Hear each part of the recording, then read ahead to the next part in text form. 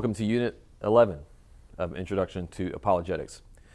Here what we're doing in this unit is we're going to be taking a deeper dive into something that was introduced to you in the previous unit, which is the salient features of late modernity, as your authors call it, or as it is commonly called, postmodernity, the period that we find ourselves living in now in the 21st century.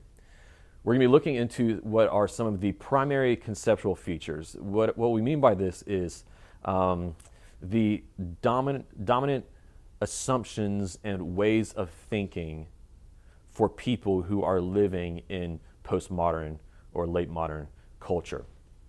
These are some very important concepts as we're looking at them.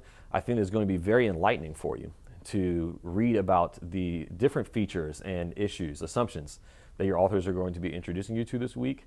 I think that you're going to start to perhaps recognize how some of these assumptions have had an influence on you, but especially recognize where these assumptions are manifesting themselves in different areas of our culture and maybe even in different people in your context. So we're going to be looking at these, and then your authors are also going to show you how to apply the inside-out approach of doing apologetics to each one of these assumptions or objections to Christianity. And they're also going to show you how, even though these assumptions, these features of postmodernity might appear to be very challenging to Christian belief, how the gospel provides us with very rich resources for answering each one of these challenges, assumptions, and providing a better way of thinking and living. Your assignments for this week are to read chapter 11, to do your chapter 11 quiz based off of the reading. Once again, if you do the reading, these quizzes should be no problem at all. This chapter is really important because you cannot effectively engage in a culture that you do not understand. This chapter, once again, is going to be very enlightening for you. Let me encourage you to find ways to apply or to continue integrating into your mind and thinking what you have been introduced to here in chapter 11 of your text.